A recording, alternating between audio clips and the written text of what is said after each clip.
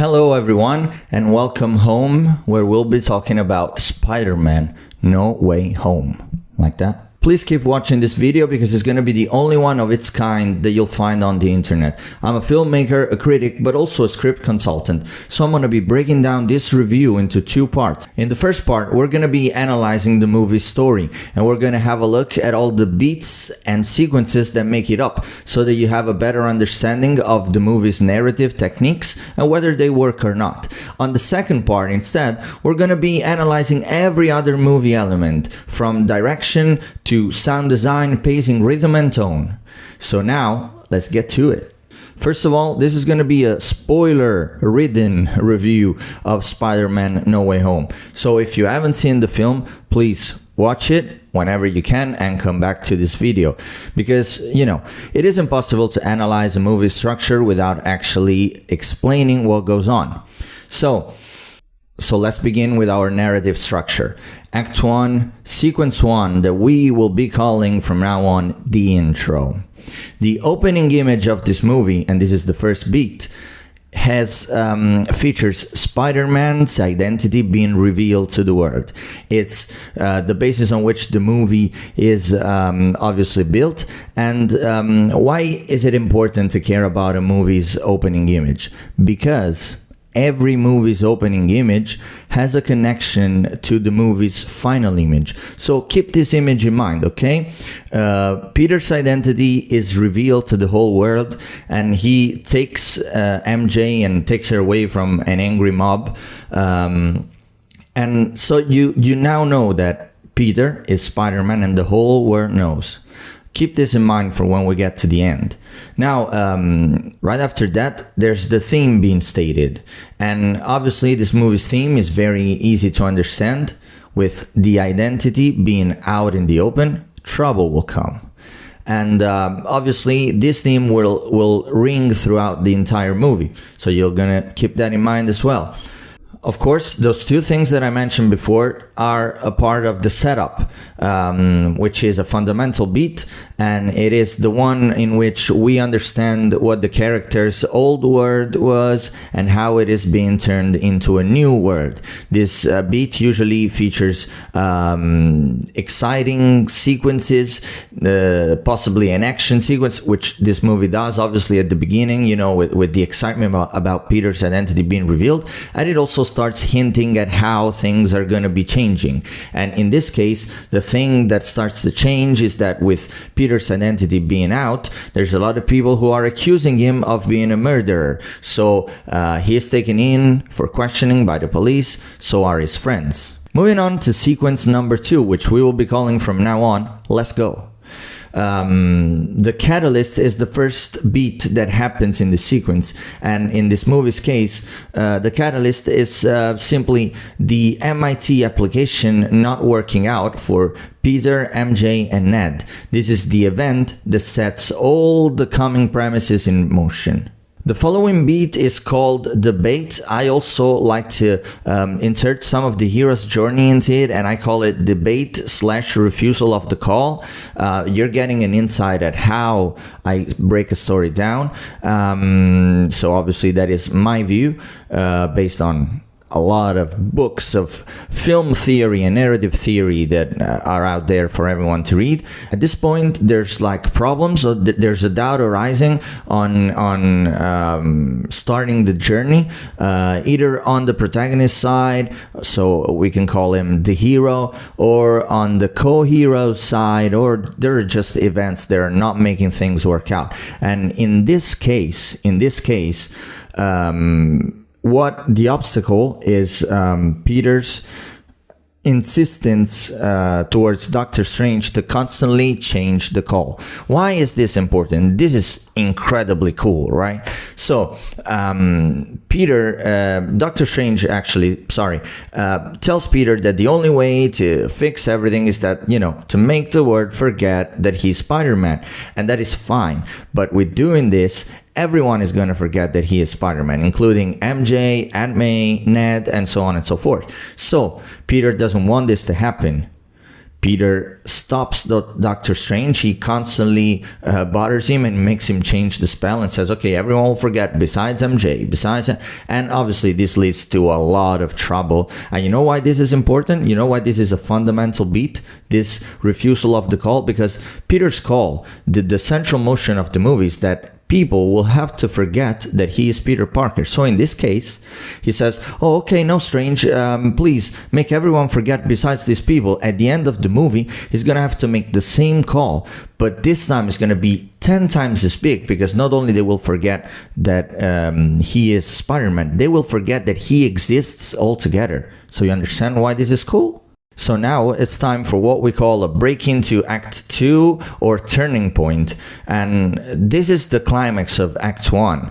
It is a moment, it is an event, it is a choice that sets the future of the plot in motion. And in this case, you guessed it, it is Dr. Octopus appearing on the bridge and the fight that ensues following that event. Now, we've broken down the first act, so we can actually talk about it. Okay, let me just say this. There isn't much to say about the first act. There isn't a lot of critique that I can give it, because in all fairness, the movie's plot is so shadowed. The entirety of the movie's plot has been so shadowed by the things that were not supposed to be revealed, that basically all the trailers have featured just this first act.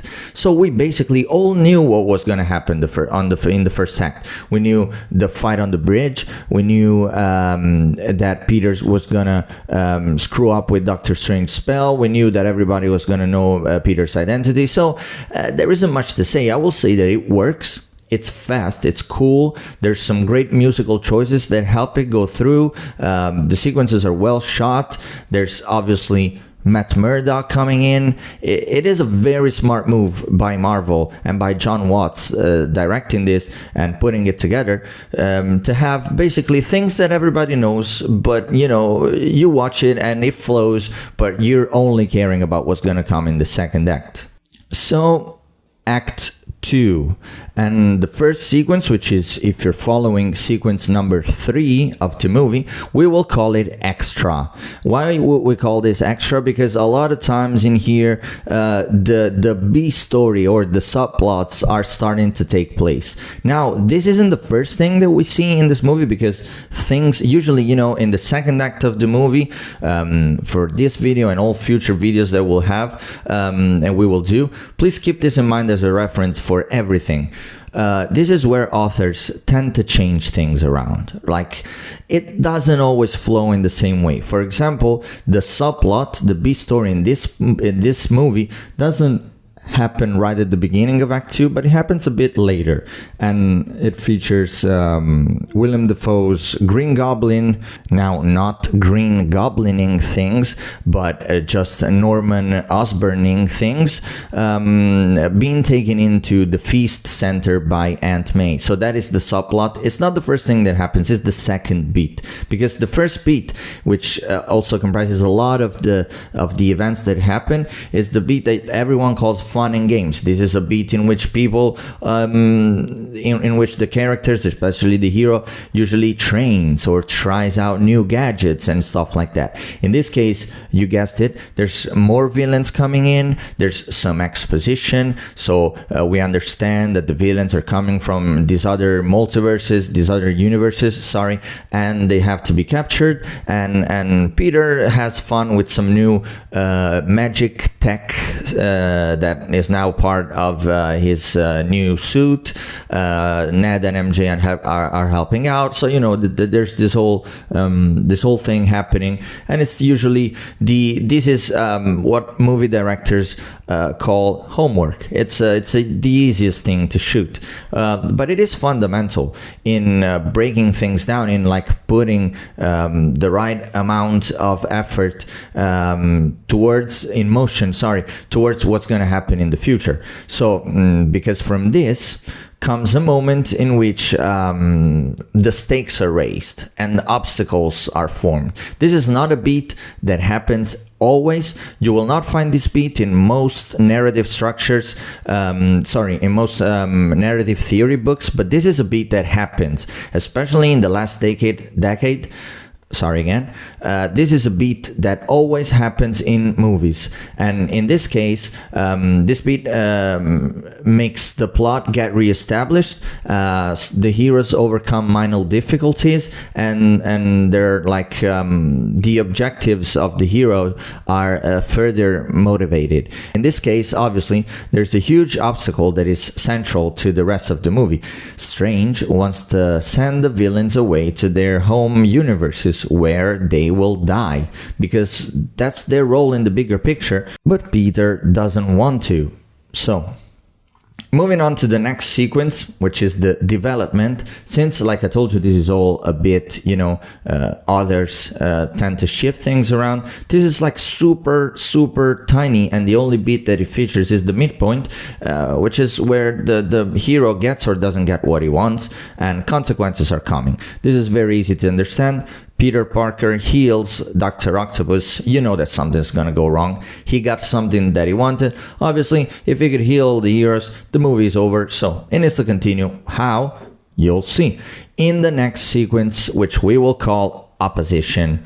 And this is usually when this is another beat that doesn't exist in regular structures. It doesn't mind. There's a B story too. There's another subplot going on. And in this case, the subplot is Electro seeming a bit doubtful, and Green Goblin acting a little suspiciously, which leads to the next beat of the bad guys closing in, where the consequences of what happened before, of Peter healing Octopus, now come in full force, because the Green Goblin attacks, the villains escape, and Peter Parker's plan is thwarted, and nothing is going as planned.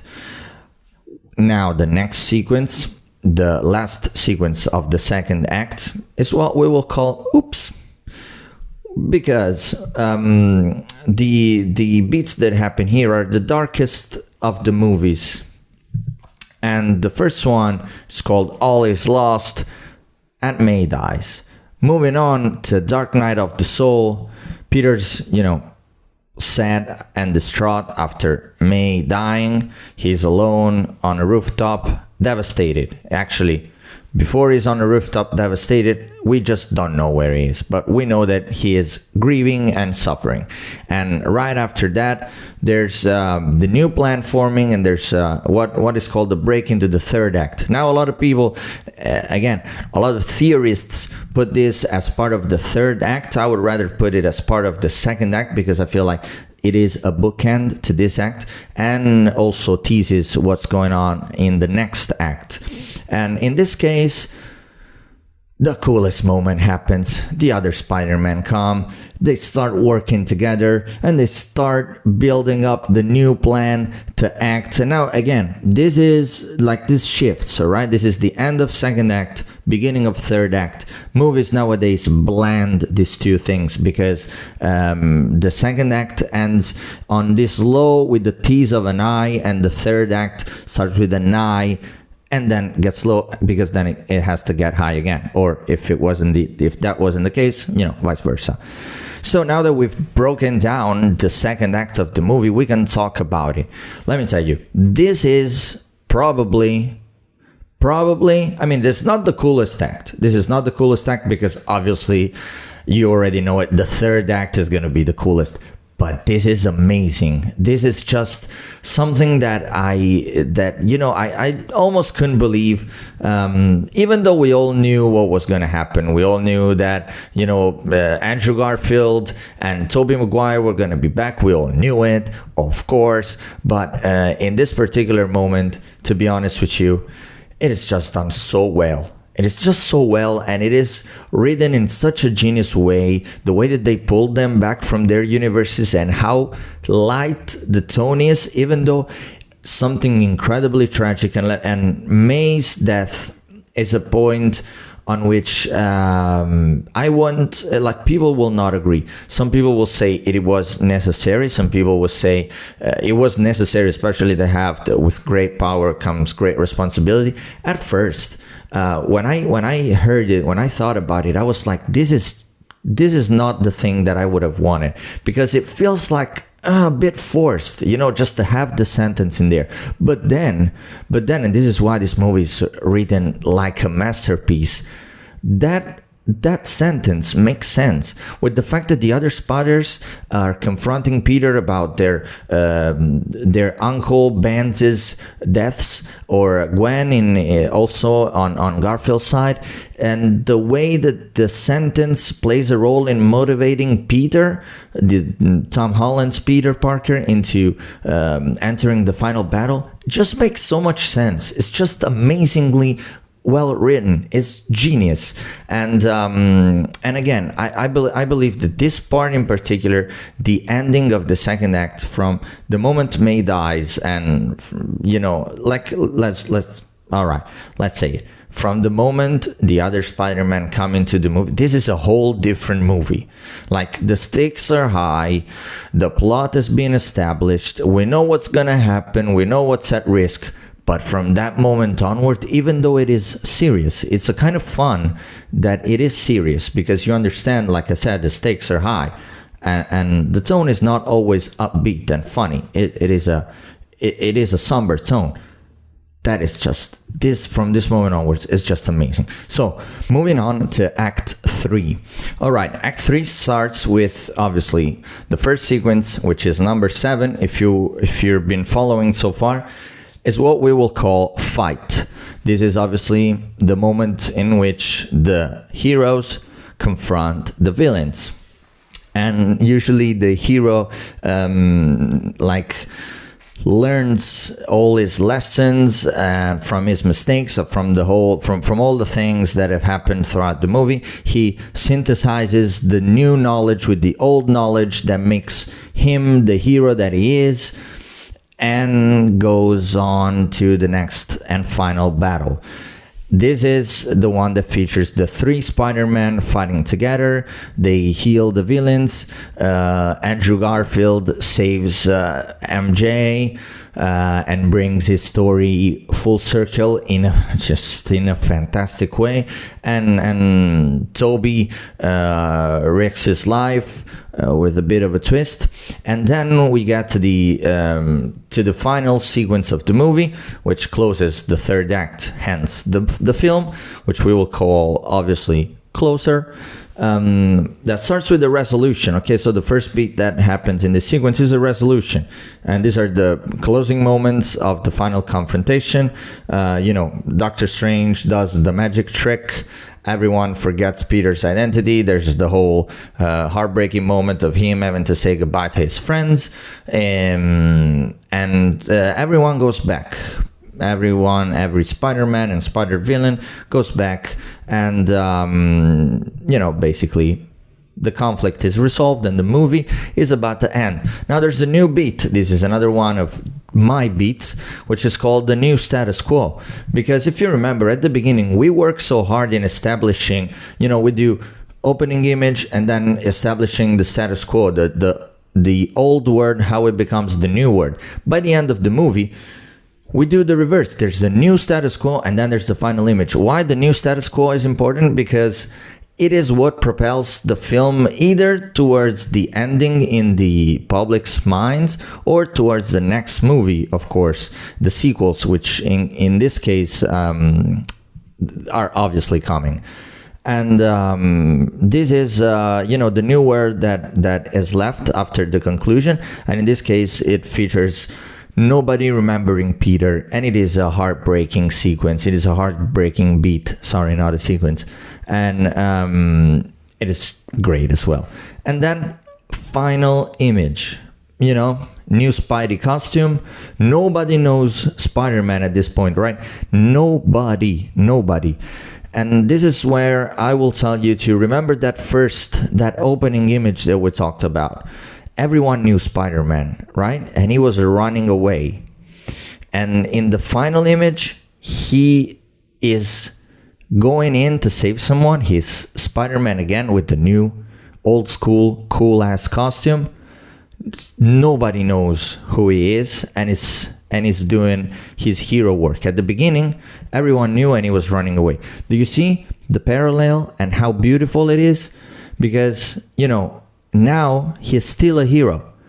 He was a hero at first, and he's a hero at last. Even though he was running away at first, and now is running towards the danger, he's still a hero, and that is what Spider-Man is at heart. And now that we've discussed also the final act, let me just say that once again, I cannot really say anything that will make any sense at this point, because this third act is just a roller coaster of emotion.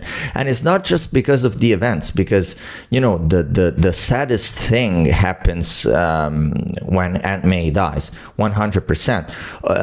There is no tragedy going on. You almost believe that Toby could die, you almost believe that this can happen, but nothing happens. Right? Everyone lives, all the villains are turned good again, so everything's okay. But it's not even the tension, it's just the coolness of seeing the three Spider-Men brought together that just makes this act just the best of the movie, and it's just fantastic and one of the most unforgettable third acts ever. And you know why that is? Because it features only one battle. For like 95% of the time, 95% of this act is just one location, one battle, but so much story happening. And this is great writing, and this is also great directing, and that is how we will move to the next to our second part of the review. Okay, and now we will move to movie elements. I feel like I should do this quickly, because otherwise this video is going to be 24 hours long, and also I've already said and I hinted at a lot of my opinions. To be honest, I really wanted to give as much time as I could to the breakdown of the story, because I really want you to grasp how well crafted this whole thing was, and why it obviously resonates well with everyone, and how it respects the hype and the marketing that came before it. So, first movie element that we're going to talk about is direction. Okay, Jon Watts. Johnny Watts. He came into Marvel having shot Clown, which was a low budget, okay, not low, yeah, I think low budget actually. Anyway, horror movie, smart and a good movie. And before that, Cop Car, which was an even lower budget film, but that featured so much creativity and great ideas and the good mixture of comedy and drama. And I think that, you know, the people at Marvel really had a long eye, and they saw him as someone who could do such a thing. You know, just like the Russos with Avengers, they did TV, then they were brought in to direct something small, and then they eventually were so comfortable with directing such a massive movie. Jon Watts does the same. He directs an incredibly huge movie. This is a movie that's, you know what we're talking about. This is a movie 22 years in the making. This is a movie that brings back all the other characters from movies where the MCU wasn't, when the MCU wasn't even a thing. This is an incredible undertaking for a director, and he does it so well. And, you know, we know that he could do a good Spider-Man movie. We know that he works well with these current Spider-Man's MCU tone. Yes. What I was most curious about was how he would utilize his potential and not waste any single frame that featured Garfield and Maguire, because if this is the last time that we see them, you know, people have been waiting for this in an insane fashion. So this was the hard part, all right? matching the right amount of action, concluding the storylines, and also making those scenes work. Okay, that you're dealing with expert actors and people that can work very well, but this was hard. This was hard on under every single aspect, and he over delivers. Even the choices in which the moments in which they are masked, non-masked, the action sequences, the cool moments, the cool visuals that featured the three of them together, everything is timed perfectly. And I have no idea about how many reshoots, screenings and editing time it took to time everything so perfectly, but it is, and it works.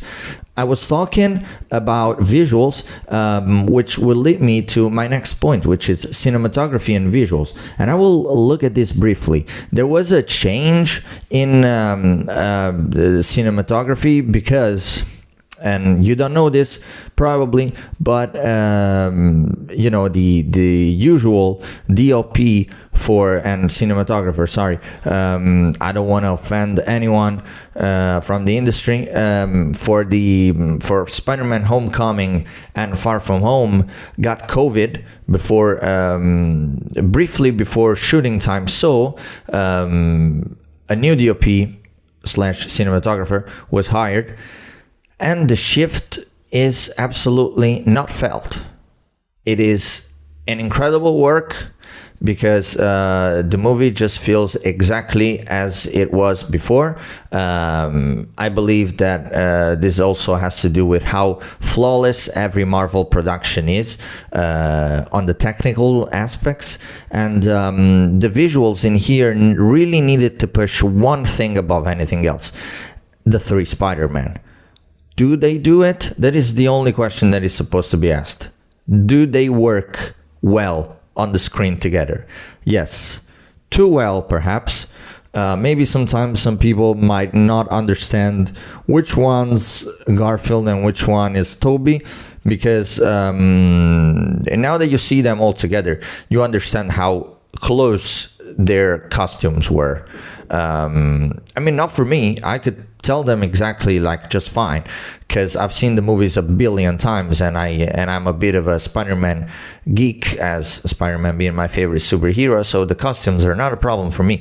But I spoke to people that told me, like, at some point I didn't know which one was, you know, without the voices I can understand who was talking, which is, you know, I don't think that is a thing I don't think that it's an issue, because I think that those scenes looked amazingly cool, especially the one frame with the three of them. That is just, come on.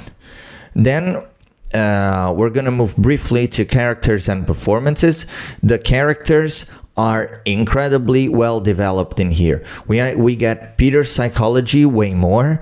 We probably get, I don't want to say a stupid thing, but we probably get less of Ned, but you know, he is at the end, he's been well established in the other movies, and we get a lot of depth given to Zendaya's MJ character, which is something that I'm really glad about.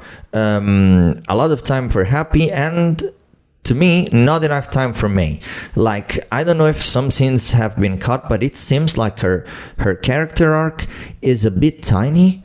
Like, the fact that she is the one ending up dying in this movie, I believe that I would have wanted to see more of her in the first part of the movie, you know, and I think there was supposed to be more, like her whole involvement with Fist, which was something that Marisa Tomei also talked about, you know, how active she was with the community. She wanted to showcase a bit more. I don't think that this movie does that. This is probably the only thing, and it just came to me. But speaking of performances, everyone is at the top of their game. Like, everyone is incredible. So Zendaya, when she has some funnier moment, when she has to pull a face or make fun of someone, she just does it so well. There's a moment in which, when she tries to understand whether Andrew Garfield is or isn't Spider-Man, she just does a shoulder move, which is like a tiny detail that makes everything come together in that particular moment. That single action balances the tension of having an external Spider-Man coming in the picture. Tom Holland carries a lot of movie on his shoulders. He delivers a very compelling performance, and he has grown so much in these 3 movies. But just Tom Holland is heartbreaking when something bad is happening to him or he loses people. Just remember in the Avengers movie, not only after Tony dies, but when he vanishes, that is the most heartbreaking vanish, when he says, "Mr. Stark, I don't want to go." That is so heartbreaking. And in here, when he says, "I'm sorry" to Aunt May, it is just, it moved me to a lot of tears. I spent the entire third act of the movie, like the end of the second for sadness, the rest for excitement, in tears anyway. But that was incredibly heartbreaking. There's only one person that tops Tom Holland, and that is Andrew Garfield is incredible. He has a lot of fun bits. Toby is more serious to his personality. Is just like less silly than he was in the original movies. But Andrew Garfield he just has an ability to show the pain that he is hiding inside in such a delicate fashion, and there's obviously the moment in which he saves MJ, and MJ tells him, and he says, "Are you okay?" And she says yes, and he has like a little twitch in his lips and teary eyes. I'm getting teary eyed just talking about it. That is 2 seconds long, and it is an incredible end to a character arc, and that makes the performance such an incredible performance. It's honestly amazing. Now I'm gonna move to pacing and rhythm. Before I do so, I'm just gonna say this: Tobey Maguire's character is very wise in this movie. He's the oldest Spider-Man. But there's just some silliness. There's some playfulness in his eyes that I don't know where that's coming from. But now that was a joke, and I do not mean to bash Toby's acting. And no, I would never do that. So pacing and rhythm, I'm just gonna say one thing: this movie is 2.5 hours long. It just doesn't feel like it. I would go in to watch it 5 minutes after the ending of this one. I would start over. It just feels incredibly fast. Again, like I said, I don't know how long the third act is, because I couldn't understand how long the final fight was, but I think it was more than 40 minutes long. It feels like 5 minutes long. It's incredible. Then I'm gonna move to the tone, and I'm also gonna be talking briefly, because I think you've guessed all of this by now. It is light at first. It is a very light tone. It is funny. It is okay. I was expecting it to be way more dramatic at first, with Peter's identity being out, but instead it is so cool. And then by the end of the second act, it becomes incredibly dramatic. Even the conversations that the 3 Peters have. By the way, the conversation between the first conversation between the 3 Peters on the rooftop, where they confront traumas and losses and what make them still put on the mask and be heroes, that is the best scene of the entire movie. There is absolutely, and honestly, anyone who doesn't agree with that doesn't like Spider-Man, because that's the heart and that's the core of the character's existence. That is insane. That is a beautiful scene. And as I was saying, the tone from that moment onwards, from Aunt May dying till the end of the movie, it is very dramatic. And the film does not end in a light tone, not one bit. Dude, it's sad. Spider-Man is a hero, of course, but Peter Parker, the guy that we like, Tom Holland, nobody remembers him. This is a great place to end the movie with a new trilogy coming. This is a fantastic place, but it is not a happy one. I'm telling you, the film starts happy, just goes down. Damn it. And then briefly touching on the music, the soundtrack and sound design. Sound design is impeccable as usual.